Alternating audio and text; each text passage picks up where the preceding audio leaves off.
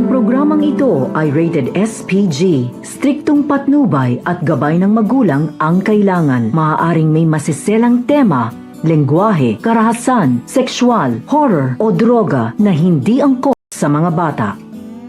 Wala nangang takas itong si Zoe dahil makuha nga ang CCTV footage na magkasama sila dito ni Lolo Pepe sa parking area ng Apex. At nakita rin dito ng driver dito ni Don Pepe na kausap dito ang kanyang apo na si Zoe. At nakita rin na may hawak itong papel, kaya naman agad na nagulat itong si RJ nang makita niya na sangkot ang kanyang anak sa pagkakadisgrasya dito kay Lolo Pepe. Samantalang, dito na nga magtataka itong si Giselle kung bakit napunta at sumugod si Don Pepe sa bahay dito na tinitirahan ni Moira. At ngayon ay matutuklasan nila ang ginagawa dito ni Moira sa ama dito ni Robert. Magkausap naman itong si Giselle at si RJ at sinabi naman dito na kakausapin nga itong kanilang ama dahil paalis na ito papuntang Amerika. Sinabi naman at nagtanong si RJ kung anong gagawin daw doon ng kanyang ama sa Amerika. May aasikasuhin nga daw ito mga negosyo. Kaya naman, pilit na sinasabi dito ni Giselle na tawagan at kausapin ang kanilang ama. Agad na iniabot ni Giselle ang kanyang cellphone. Ngunit hindi pa nga matawag-tawagan dito ni RJ dahil abala ito at baka magtalo lamang daw sila. Dahil nga kikitain na dito nila ang medtech upang magkakaroon ng therapy at mabalik ang pagdodoktor dito ni RJ. Kaya hanggang sa napuntahan nga dito ni Don Pepe ang tinitirahan dito ni Moira. Agad naman sumunod doon itong si Zoe. Ngunit nakita naman na nagtatalo ang dalawa. Sinabi naman dito ni Don Pepe kay Moira na kakasuhan niya daw ito at ipapakulong.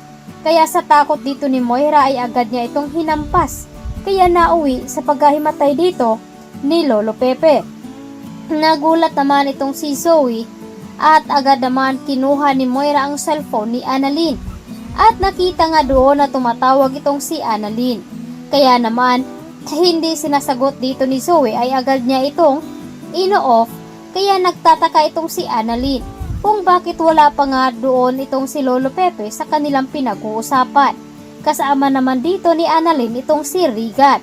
Samantalang, hindi nga mapakali itong si Zoe dahil sangkot na naman ang kanyang ina sa pagkakawala dito kay Lolo Pepe.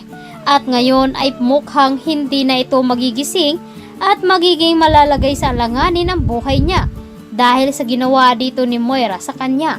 Samantalang, ito namang si Carlos ay nagbabalak na magkaroon ng get-together sa kanyang mga kaibigan doon sa bahay nila. Nagulat naman itong si Lynette dahil hindi siya nito pinapaalam. Nalaman lamang dito ni Lynette nung sinabi ni Dr. Enriquez na magkakaroon nga daw ng salo-salo sa bahay nila ni Carlos. At nakasimangot naman itong si Lynette dahil hindi niya nagugustuhan na hindi ipinapaalam sa kanya. Samantalang, gusto na nga ni Carlos na magkaanak nga sila dito ni Lynette. Ngunit inaalala dito ni Lynette ay kisyo matanda na daw siya at takot siya. Dahil may kilala daw siya noon na hindi nagiging successful sa panganganak. Kaya naman agad na sinabi dito ni Josa na wag daw matakot dahil doktor naman daw ang kanyang asawa.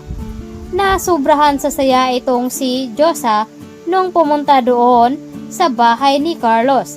Nagagandahan siya at sinabi niya na napakaswerte nga daw dito ni Lynette.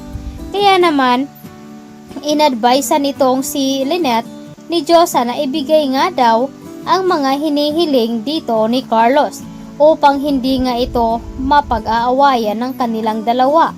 Ano ang gagawin ngayon ni Annalyn na mapapahamak na naman itong si Don Pepe?